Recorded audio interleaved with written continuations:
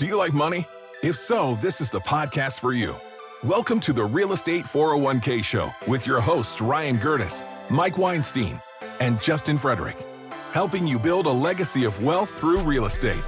Powered by the Real Estate 401k Group at West USA and the Frederick team with Fairway Mortgage. NMLS number 625918. Welcome back to the Real Estate 401k Show. I'm your host, Mike Weinstein, alongside Justin Frederick and Ryan Gerdes. In full disclosure, this episode was recorded the previous week, so what we are about to talk about may not even be in effect, but we're going to talk about the shutdown and and how it's affecting real estate as far as jobs and what could possibly happen. What are some of the worst case scenarios? But you're going to want to text the word plane to 623-AZ-RECON. That's plane to 623-AZ-RECON. So a lot of the government jobs, people are, I'm not going to say getting laid off, people not working because of the shutdown. And now there's this huge concern about the air traffic controllers. Now they're required to work even if they're not getting paid, but do they work? What the heck happens? But overall, though, I think it is going to affect job numbers. And before we get into the specifics of air traffic controllers and things like that, Justin, how could this affect the real estate market if we start seeing a drop in employment? Because I think a lot of people are going to say, screw it, I'm not going to go back to work, or I'll go do something else. I wish I could say that, but I think eventually it's going to... But I'm talking about government employees. Yeah. They got to get tired of this. And then all this is, all right now they're bitching about is a continued resolution. Meaning we're going to be right back into negotiations in 3, 4, 5 months. So some people are going to get sick and tired of working for the government. I mean, I think there's a reason why they call, sometimes they say mailman can go postal. And, they're essential workers, so they're required to work. But how long are you going to go without receiving a paycheck? I mean, how many people do we know that we talk to on a regular basis out talking to our clients that aren't living close to paycheck these days? Can I just share my favorite post office or postman story? Yeah, please do. I love hearing this. I had a buddy, I guess you call them letter carriers now or whatever the case is. So, or in your case, you call him Dad. That was a good one. That was the milkman. That was a good one. That was always the joke as I was growing up, was the milkman. So I got a buddy, he's a letter carrier, postman. And so he goes to deliver some mail to this house, but the front of the house had a wall enclosing the entire property line, so he had to go through the gate, and he goes up and he knocks on the door because I think he might have had a package or something like that, and then he turns around and he sees these two Rottweilers just staring him down in between him and the wall. The exit. And they're hungry, right? They're drooling. And so he just said, what I did, I ran as fast as I could right towards them. And they were so shocked and stunned and didn't know what to do. He was able to scale the wall and escape. So I get off on some of those death scrolls, and I'll need up a couple of seconds where there's all these, videos of mailmen and Amazon delivery guys going over there and just getting the shit scared out of them by the dogs and whatnot. But the best thing is now that Halloween is around the corner, is all those reels of how they'll have those sensors on the skeletons stuff, popping out, and watching the ones out of like in the woods where wildlife will go over there and try to get their nose in, so there'll be one of an elk with a massive 6x6 rack goes over there, and then a skeleton jumps out, scares the shit out of him, and they just go barreling out of there and just destroys the entire deck. There's a lot of AI in those stuff now. I'm sure it's all AI, but it's still really hilarious, cool. As long as it makes you laugh, who cares if it's AI or not, right? You ever seen the pizza delivery guy? He's a heavy dude. It falls through the floorboards. And they're like, "Are you out there?" He's like, "Yeah, I got your delivery." He's under the ground. Uber Eats is here. I have no idea where we were, Justin. Continue on. I know.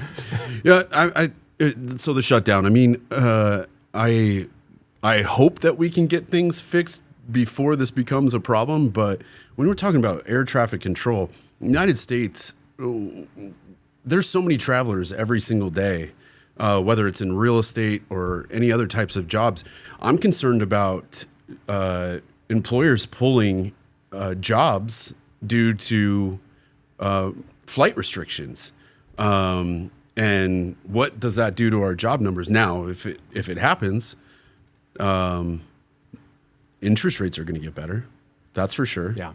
I don't know how much better they could get with that, but they would get better, because then we would show massive weakness in the labor market, and that could be a good thing for real estate, unless you're trying to buy in another state.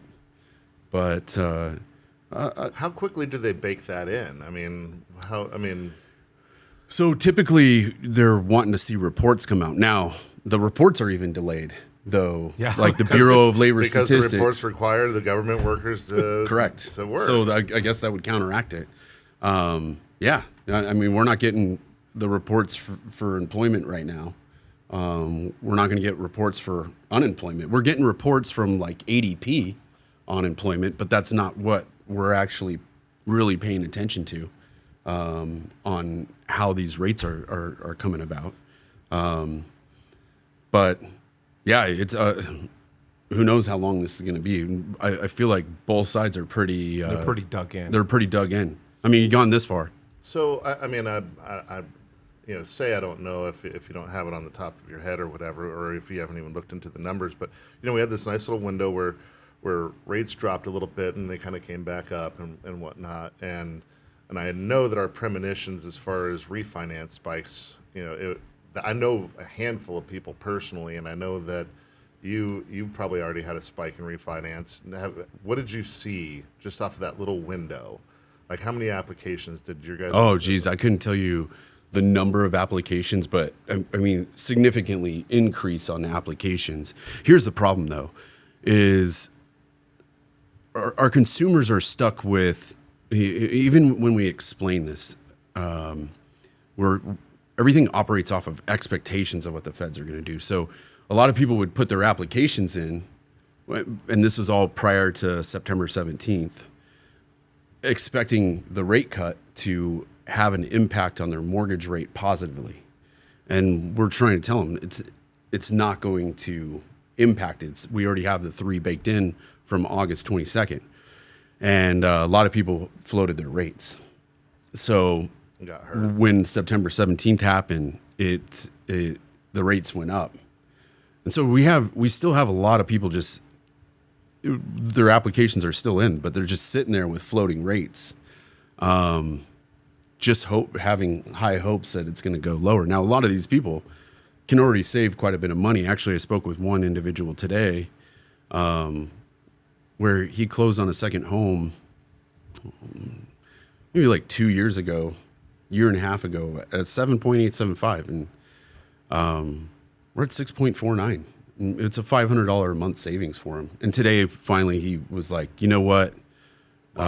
Let's move forward. Because my concern is when the government does open back up and we start to get some of these reports in, and things start moving, we could see higher rates. I don't know that for a fact, but we're at 6.49. You're saving 1 3/8%. Right. Let's lock it up. Mm-hmm. And so he finally agreed to it, and we locked it up today. So there's a lot of people out there like that. I have another individual, $670,000 loan, 699 on a 30-year fixed, and she wants a 15-year. So we're in the mid fives on that 15-year.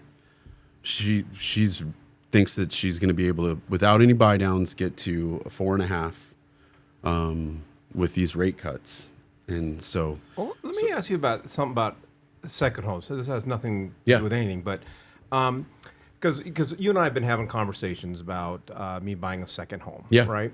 And the numbers just don't look pretty. I mean, it's great. I only have to come in with 10% down, but my rates are pretty high. If I were to take that higher rate and then 12 to 18 months refi that, would I have a different rate, or would they just still base it on it's a second home?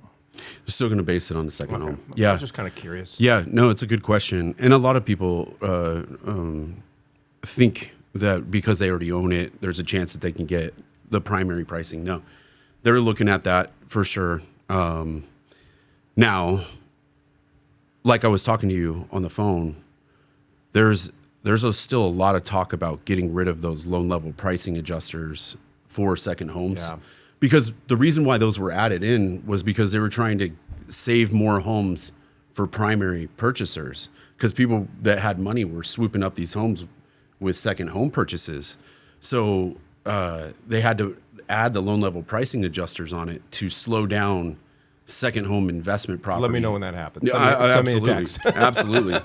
But there's a lot of work going into that right now. Well, probably not right now while the shutdown's happening, but there's been a lot of conversation in our executive meetings about it, because it could speed up the market a little bit. It could possibly swing us from a buyer's to a seller's market, or more of a balanced market, if they did that.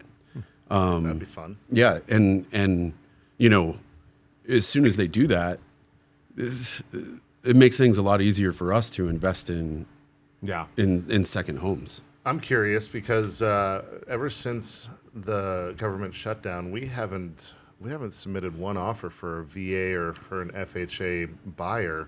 What are you seeing over there on those timelines and those obstacles? Yeah, so VA is no big deal. FHA is no big deal. Really, with VA, as long as we don't have to have a letter from a commanding officer that's not working, we're fine. With FHA, there's the only issue with FHA really right now is reverse mortgages, because those are technically FHA, and they have to give us the final commitment to it. We can't commit it ourselves. So if the commitment letter is already in, we're good. But if we're starting a new one, it's completely shut down. So what we're asking people is, hey, if we're doing a reverse mortgage for you, just let's go for a longer close of escrow on or before. And even with the longer close of escrow, just depending on how long this could take, it might be delayed. But we were averaging 17-day close of escrows for our reverse mortgages. So, pushing those out to 45 days for people is they're having a hard time understanding. They're not liking it. Yeah. The other one is USDA mortgages, which outside of Maricopa County or outside of Arizona, a lot of the Middle America states, great products, and we can't do those right now because we have to use what's called GUS. It's Government Underwriting System, and we can't get them to sign off on any USDA loans. Also, flood insurance is an issue, because we can't renew policies or get new policies. FEMA's having a ball after this past week too. Yeah. Oh, yeah. Yeah. 100%. Well, if you want to know, you know after this weekend if your home's in a flood zone. Yeah, you do. Right? Because if you didn't get flooded, you're good. Yeah, I don't know if you were watching the news last night in the aftermath. I mean, they were talking about like, hey, this was not 100-year flood. This was 1,000-year flood. Really? I mean, parts of Tempe were torn to shreds. It looked like a tornado ripped through it. They said it was a microburst. Yeah. The Globe and Superior. Yeah. I mean, I feel bad for them. I think they were actually just absolutely ripped apart. It looked reminiscent of a hurricane. Yeah. Well, it's funny, and keep in mind, and again, I want to remind everybody this was recorded the previous week, so we're referring to the last weekend. But I was sitting in my backyard, and we all experienced. It was just a deluge. It just was coming down. I mean, I haven't seen it rain that hard for that long, and I'm like, my gosh, these people who have to experience hurricanes. I told my wife, it's raining like this for 12 hours or more. I'm like, I had to backwash my pool for 30 minutes just to get the water I had a level. zero-edge pool. Yeah. That's what I was telling my wife. I was like, babe, we upgraded. It went to custom overnight. Yeah, look at that. All right, if you are looking for strategies or you're wondering how the government shutdown is affecting your home buying process or the loan, all you got to do is text the word plane to 623-AZ-RECON. That's plane to 623-AZ-RECON. I got one more just question on this.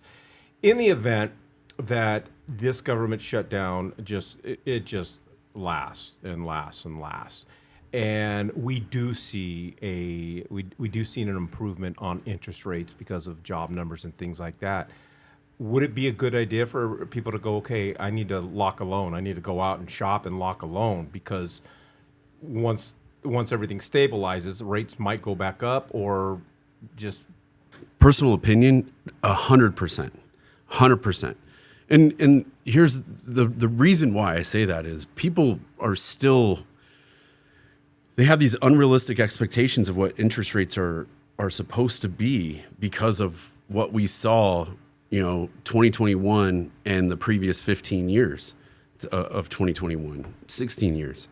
Those are unrealistic expectations on interest rates. I mean, if you had a 5, prior to 2010, if you had a 5 in front of your rate, that was absolutely like... It was gold. It was gold. It was gold. And prior to those years, the last time the rates were in the 4s were World War II, when the economy was shifted all this industry into building battleships and guns and anything to do with war. So the economy was based on war, but there was poverty around the country. And so our economy wasn't in good shape. So they were artificially lowering these rates. We had a really good run on those rates. If there's a 5 in front of the rate, or even a low 6, I mean, even these rates right now, these are good rates. People just don't know it. If there's a 5 in front of the rate, yes, go. You guys remember your first rate? Yeah.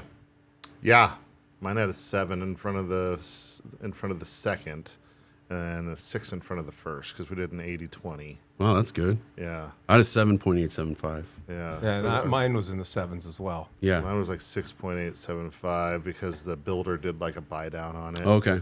And then the second was like at 7 and whatever, high 7s. My second was a 14. And I had good credit. But it's funny too, I mean, so we all had 7s in front, right? And we were just stoked to buy a house. Yeah. And we all made money on We real didn't even estate. care. You Yeah. know? Yeah. Yeah. All right. If you are looking for strategies, and especially this concept of watching rates and being prepared to lock in a rate, all you got to do is text the word plane to 623-AZ-RECON. That's plane to 623-AZ-RECON.